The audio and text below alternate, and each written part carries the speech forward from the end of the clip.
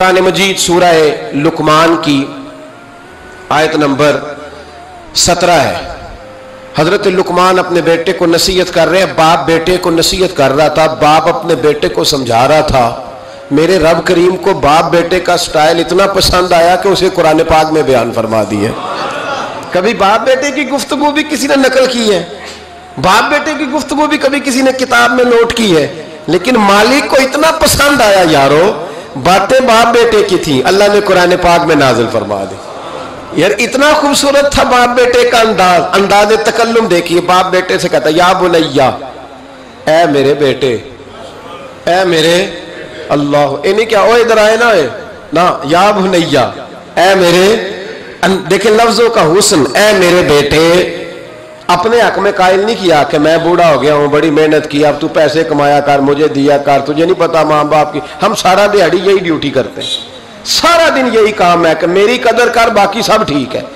हजरत सैयदना लुकमान अपने बेटे को क्या कहते या बुनैया अकीमिस सलात, ऐ मेरे बेटे नमाज कायम कर, नमाज कायम कर, नमाज कायम कर। नमाज कायम करने का माना यह कि जाहिरी अदाब के साथ भी पढ़, बातनी अदाब के साथ भी पढ़। और फिर हजरत लुकमान बेटे को बिठा के आगोशे मोहब्बत में पैगाम देते हैं, कहते हैं नमाज कायम कर। और फिर ये नहीं कहा कि तू अपनी कब्र सही कर, तुझे क्या लगे दोस्त तेरे पढ़ते हैं कि नहीं पढ़ते, ये नहीं फरमाया। फरमाया आकिमिस सलाह, नमाज पढ़, वअमुर बिल मारूफ वन्हा अनिल मुनकर। फिर तू लोगों को भलाई का हुक्म दे और बुराई से मना कर। ये बाप अपने बेटे को नसीहत कर रहा है। और फिर पता है जब कोई भलाई का हुक्म दे, बुराई से मना करे तो उसे तकलीफ भी आती है। फिर अपने बेटे को कहने लगे वस्बिर अला मा असाबक, और इस रस्ते में जब तेरे ऊपर कोई मुसीबत आए तो तूने सब्र भी करना है।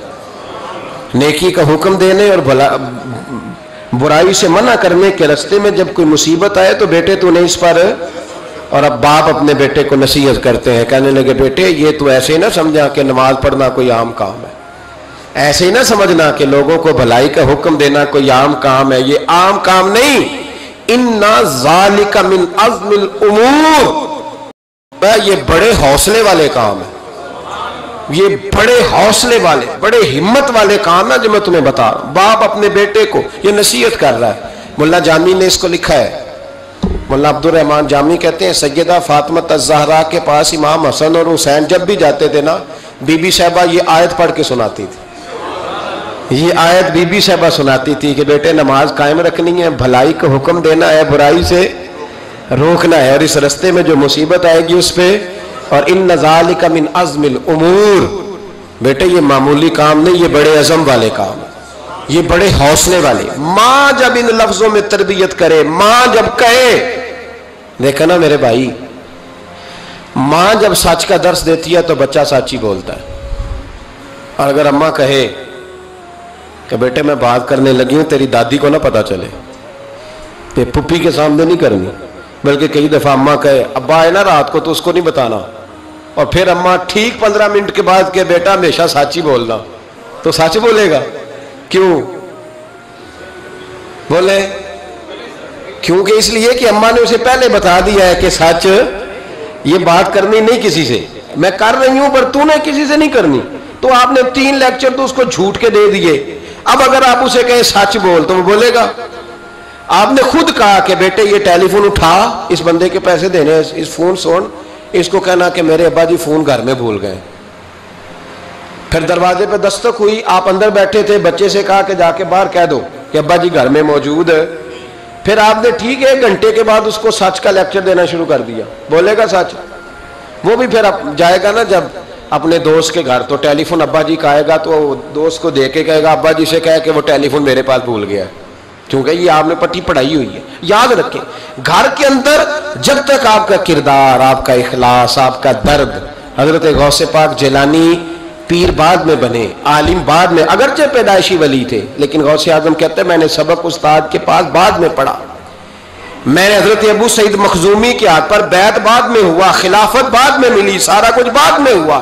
पहले दिन जब घर से निकला, अब्बा जी मेरे विसाल कर गए थे, कहते मेरी माँ ने, सैयदादी ने मुझे गोद में लिया और मेरा माथा चूम के कहने लगी अब्दुल कादर एक वादा मेरे साथ कर, जिंदगी में तेरी जुबान से झूठ नहीं निकलना चाहिए। तेरी जुबान से झूठ है। और गौसे पाक फरमाते हैं जब मेरी माँ मेरे साथ ये बात कर रही थी तो मेरी माँ रो रही थी, रो रही थी। कभी रो के भी किसी ने नसीहत की है बच्चों को? हजरत गौसे आजम रज़ी अल्लाह तआला अन्हु फरमाते हैं मुझ पर मेरी माँ की बात तारी हो गई, तारी हो गई मेरी माँ की बात। वो मेरी माँ ने आंसुओं के अंदर लपेट कर जो मुझे तोहफा दिया था ना सच का, वो मेरे जहन पर, दिल पर, रूह पर छा गया। और डाकू जब लूटने आए तो 100 दिनार कपड़ों में सिला हुआ था। और कभी किसी ने डाकुओं को भी बताया कि पैसे हैं तो ले लो। यहां तो शरीयत भी बड़ी सारी गुंजाइश देती है कि बचाओ अपना माल, लेकिन गौसे आजम रज़ी अल्लाह तआला अन्हु फरमाते माँ ने मुझे आंसुओं में लपेट कर दिया था, लपेट करके सच बोलना है। तो माएँ अजीम हो तो फिर बेटे भी अजीम ही होते हैं। माँ अजीम हो तो बेटा भी फिर अजीम ही होता है। लपेट कर सच का तोहफा दिया था। तो सैयदना गौसे पाक फरमाते हैं जब उन्होंने आके कहा ना कि तेरे पास क्या है, तो मैंने कहा 100 दिनार है। उसने जेबें भी खोली, हाथ भी खोले, जूते भी उतारे, पगड़ी भी खुलवाई, कोई शय ना निकली। तो कहते हैं वो सरदार के पास ले गया, कहने लगा सरदार ये अजीब बच्चा है, कहता है 100 दिनार है, सारा ढूंढ लिया मिले नहीं, तो ये झूठ बोल रहा है। तो कहते हैं जब उसने कहा ना झूठ बोल रहा है, तो हज़रत गौसे आज़म कहते हैं मुझे जलाल आया, गुस्सा। मैंने कहा खबरदार ये बात ना मेरे साथ आज के बाद करना, मैं झूठ नहीं बोलता, ये मेरे करीब नहीं आ सकता, खबरदार। यहां बच्चों को गुस्सा तब आता है जब मर्जी का बर्गर ना मिले। गौसे आजम को गुस्सा कब आया? खबरदार सारा कुछ कर, आज के बाद ये लफ्ज ना कहना मैं झूठ बोलता हूं। अब्दुल कादर झूठ नहीं बोल सकता, हो ही नहीं सकता। उसने कहा फिर बता पैसे किधर है? तो हजरत गौसे आजम ने बटन खोले और उलट करके कुर्ता कहने लगे मेरी मां ने सिए थे। 12 साल के गौसे पाक, यह एक रवायत है 14 साल। ये हम लोग इसको कहानी समझते हैं, कहानी नहीं भाई, ये वाकया अगर तेरे मेरे सामने हो तो अल्लाह की इज्जत की कसम खाता हूं मैं और आप भी तौबा कर दें, क्योंकि वो वाकया नहीं हो रहा था, वो कैफियत थी, वो तारी था सारा कुछ उस वक्त। गौसे आजम रज़ी अल्लाह तआला अन्हु का ये पैसे 14 साल या 12 साल उम्र मुबारक है। डाकुओं का सरदार कहता मुझे 22 साल डाके मारते हो गए थे, और 14 साल का बच्चा इश्क लगा सी खेड़ा खेड़ दी। 14 साल का बच्चा, गौसे आजम ने पलट के दिखा ये पैसे। तो डाकुओं का सरदार कहता है कि पता नहीं मुझे क्या हुआ कि बच्चे के जज्बात किस तरह के हैं, अफकार किस तरह के हैं, ख्यालात किस तरह। कहता कहाँ जा रहे हो? कहा मैं इल्म सीखने बगदाद जा रहा हूँ। तो कहा बेटा दुनिया पैसे छुपाती है, तूने बताया क्यों? तो हजरत गौसे आजम ने पैसे उतार के फेंक के कहने लगे पैसे तो रख, मैं इसलिए बता रहा हूं कि मां से वादा करके आया हूं कि सच बोलूंगा, ले पैसे तुझे दे रहा हूं। डाकुओं का सरदार कहता है बच्चे की उतनी उम्र नहीं जितने मुझे पाप करते साल गुजर गए, पर उस बच्चे का मां से किया हुआ वादा मुझे बदल गया। मैं दौड़ के पीछे गया, मैंने कहा अब्दुल कादर मुझे भी यार बगदाद ही ले चल। कहा वहां क्या करना है? कहा जिस उस्ताद के पास तू आगे बैठ के पढ़ेगा मैं उसके पीछे बैठ जाया करूंगा, चलो बुढ़ापे में मैं भी को रट्टा लगा के कुरान और सुन्नत सीख जाऊंगा। तो कहते हैं तुझे क्या हुआ? कहने लगे अब्दुल कादर तू मां से किया हुआ वादा नहीं तोड़ता, मैं रब से किए हुए वादे तोड़ रहा हूं, तौबा मेरी। डाकुओं से कहने लगे जाओ कोई सरदार और बना लो, मुझे तो मां बेटे का रिश्ता जीत गया है, ये मां बेटे का रिश्ता मुझे जीत के ले गया, मैं जीत गया मां बेटे के रिश्ते में, ये मुझे फतह कर गए, तुम कोई और सरदार बना लो। तो 22-23 डाकू थे, पीछे आके बैठ कहने लगे सरदार अगर गुनाह इकट्ठे किए हैं तो नेकियों में अकेला तो ना छोड़। ओ भाई मां बेटे का रिश्ता और मां बेटे की तरबियत, तो 14 साल का बच्चा तौबा करा जाता है। पर मुसीबत ये है कि हम वो माएँ तैयार करने में कामयाब नहीं हो सके, लेकिन हमने सदा नाकाम नहीं रहना, माएँ तैयार करनी है। माएँ तैयार, ये वाला मुतालबा ना बीवी से करते हैं कि मेरी बीवी फटाफट सही हो जाए, बेटी से करें ये मुतालबा, बहन पर करें ये मेहनत। ये वाली मेरे हजरत खुनसा रज़ी अल्लाह ताला अन्हा, जनाब खुनसा हुजूर की एक सहाबियाँ हैं, इन्होंने बाद में कलमा पढ़ा। दौरे जालियत में इनका एक भाई कत्ल हो गया था। इन्होंने अपने भाई के जाने पर, कत्ल होने पर एक मरसिया कहा था।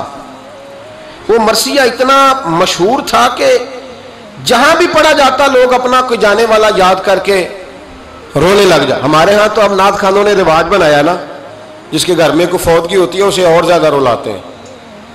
میاں صاحب تو شعر لکھ گئے تھے, کوئی یہ تو نہیں انہوں نے کہا تھا کہ سارے کلاتے ہی پڑے آجے. انہوں نے تو شعر لکھا تھا نا, باپ مرے تے سر ننگا ہوندا تے پائی مرن تے کنڈ خالی تے ماما بعد محمد بخشا کون کرے رکھوالی. اب اس کو پتا ہے اس پہ روئیں گے بھی زیادہ, نوٹ بھی زیادہ دیں گے, تو ہر جگہ جا کے نا بات یہی چھیڑ دیتا ہے. اب وہ بیچارے بچے پہلے سے زیادہ روتے ہیں, تڑپتے ہیں. حالانکہ حکم یہ تھا کہ جب کسی جاؤ نا فوتگی پہ تو ان کو رلانا نہیں بلکہ ان کو حوصلہ دینا ہے. نعت خانوں کی بات ہوئی ہے تو آپ نے بڑا غور سے دیکھا ہے میری طرف, میں اور آپ بھی ایسے ہی کرتے ہیں. وہ جائیں گے نا تو پوچھیں گے یہ بچہ اس کا, یہ جو فوت ہو اس کا یہ بچہ, او ہو بیچارہ دیکھو نا چھوٹا سا تھا, ماں چلی گئی. بڑا مشکل ہے یتیموں کے لیے. تو یتیم چارہ نفسیاتی مریض بن جاتا ہے. وہ کہتا ہے بالکل چاچا صحیح کہہ رہا ہے, یتیموں کے بڑے برے حال ہوتے ہیں.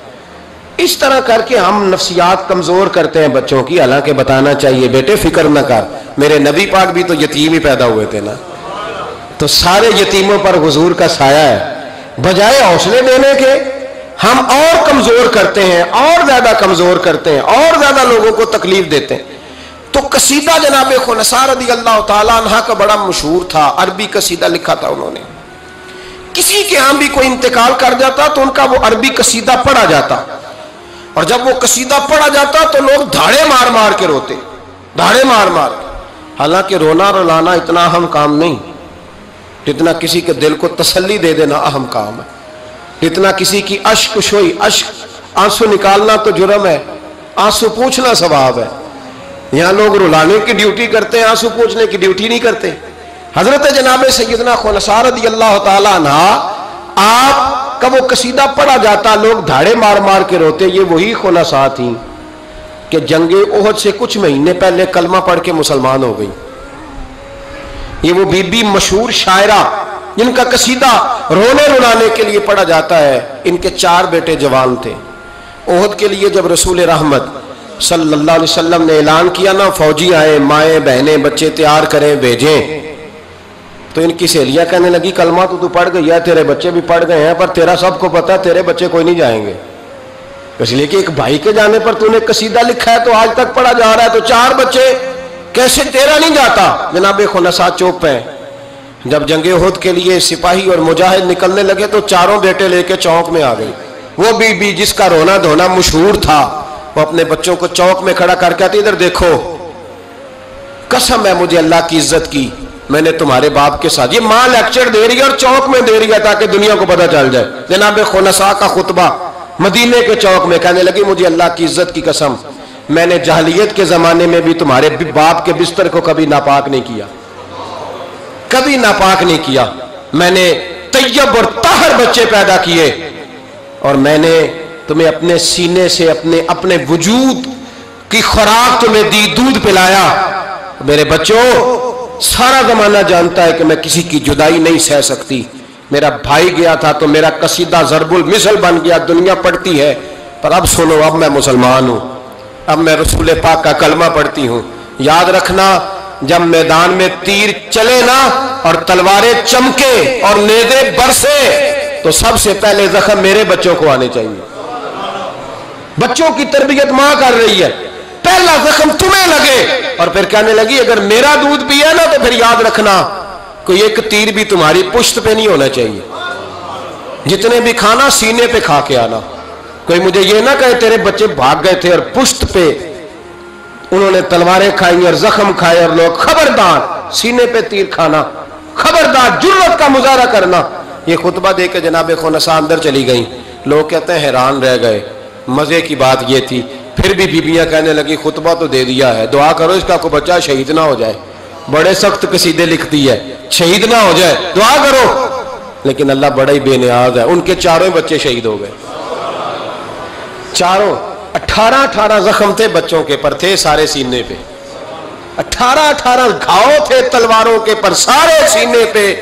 میرے محبوب احد سے واپس آئے. او بھائی, 4 بیٹے جس ماں کے چلے جائیں, اس ماں کو تسلی کون دے.